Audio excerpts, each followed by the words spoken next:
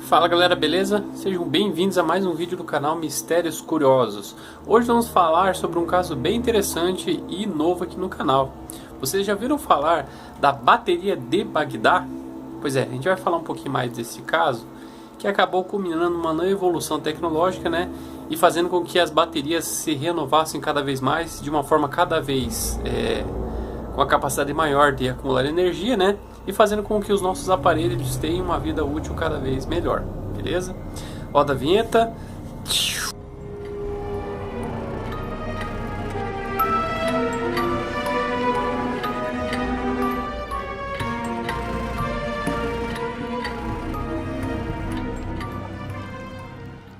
Bom, para quem não sabe, esta suposta bateria de Bagdá foi uma das primeiras já descobertas através da criação do ser humano, né? E este objeto ele foi encontrado na década de 30 por um arqueólogo alemão chamado Wilhelm König. E ele estava andando próximo ao vilarejo em Bagdá e acabou descobrindo um objeto em um formato como se fosse algo de cerâmica. E decidiu averiguar o que era aquilo ali. Bom, este suposto vaso ele tinha cerca de 13 centímetros de altura. E dentro dele ele continha um curioso cilindro de cobre. Dentro desse cilindro havia uma pequena barra de ferro. Então ele achou estranho, né, esses objetos estarem ali. Lembrando que naquela época algumas tecnologias estavam sendo iniciadas, né? Muitas delas não haviam nem sido inventadas, como a própria bateria. Bom, de acordo com o tempo, né, este material ele apresentava alguns sinais de corrosão, justamente porque estava teoricamente abandonado. E depois de fazer alguns testes neste objeto, eles foram detectados alguns ácidos um pouco distintos. E muitos deles acreditavam que poderia ser algum tipo de vinagre ou até mesmo vinho estragado, né? Para quem não sabe, o vinho estragado ele acaba virando uma espécie de vinagre. Ou seja, em outras palavras, ele havia descoberto uma suposta bateria antiga. Só que algo mais curioso foi que este objeto ele foi datado com cerca de 200 anos antes de Cristo. Ou seja, isso teria mais de 2000 anos. E como que ele simplesmente, né, foi passando anos, saindo e acabou ficando ali simplesmente abandonado, né? Só que este foi um dos objetos encontrados, sendo que na região foram encontrados 12 objetos similares a essa suposta bateria. Bom, eu vou colocar algumas fotos para que vocês vejam como que é este objeto.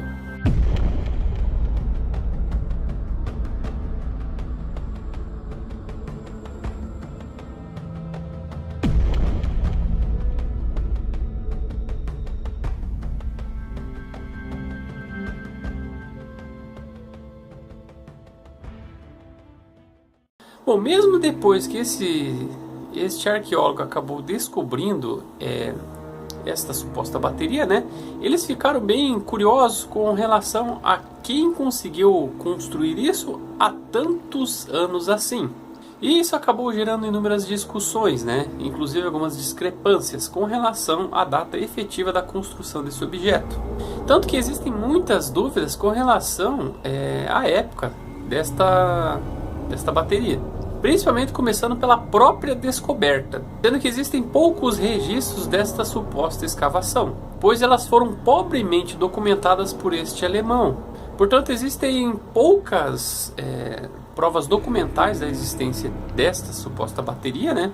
E não existe uma prova concreta se ele realmente resgatou isso em um sítio arqueológico que fica em Bagdá, ou se ele simplesmente trouxe de outro lugar. Pois existe uma história que ele acabou tirando dos porões de Bagdá, pois ele era um diretor do museu e que ele chefiava toda a instituição. Então ele poderia fazer uma espécie de uma maracutaia e dizer que achou ali, né? Pois no museu de Bagdá tinha inúmeros porões, né, que eram guardadas inúmeras relíquias. Bom, eu vou colocar um vídeo sobre a bateria de Bagdá para que vocês se interajam um pouquinho mais sobre isso. A pilha de Bagdá é um artefato histórico e curioso que foi descoberto no ano de 1936, na região de Bagdá, no Iraque. Essa descoberta foi realizada por um arqueólogo alemão chamado Wilhelm König. Durante uma expedição, König visitou um vilarejo perto de Bagdá e encontrou um vaso de argila. A peça tinha 13 centímetros de altura e dentro de sua estrutura havia um cilindro de cobre e uma barra de ferro. Ao analisar a peça, o arqueólogo chegou à conclusão de que tal artefato parecia uma espécie de pilha rudimentar. O vaso apresentava alguns sinais de corrosão. Depois de alguns testes, descobriu-se que havia também a presença de uma substância ácida no artefato, como vinagre ou vinho, por exemplo. Com isso, Koenig chegou à conclusão de que se tratava realmente de uma pilha antiga. Estima-se que a pilha de Bagdá tenha sido criada há 2000 a.C. As escavações realizadas em Bagdá trouxeram à tona um tesouro escondido, que os arqueólogos consideram uma grande descoberta, pois mostra que o homem já era capaz de criar uma bateria com potencial de galvanizar peças metálicas. O que os pesquisadores ainda não conseguem entender é a finalidade da pilha elétrica há 2000 anos. Outra polêmica que acabou gerando inúmeras discussões é que o formato desta suposta bateria ela é discutida pois justamente neste período, antes de Cristo, o formato desses vasos era um pouco diferentes, entre 225 a 640 depois de Cristo. Ou seja, tornou esse objeto um pouco mais jovem, mas mesmo assim bem antigo. Mas um dos objetos de maior discussão foi justamente a utilidade desta bateria de Bagdá, pois simplesmente não existe qualquer registro histórico da utilidade e da existência deste objeto. Aí vem a dúvida, será que os persas antigos tinham algum conhecimento que não foi passado para as futuras gerações? Inclusive questões tecnológicas, cálculos matemáticos antigos, Muitos conhecimentos não foram propagados, E de acordo com os anos, muitos são esquecidos. Só que independente das discussões sobre a idade deste suposto objeto, de como ele funcionaria, uma coisa é fato, aquilo passa corrente elétrica.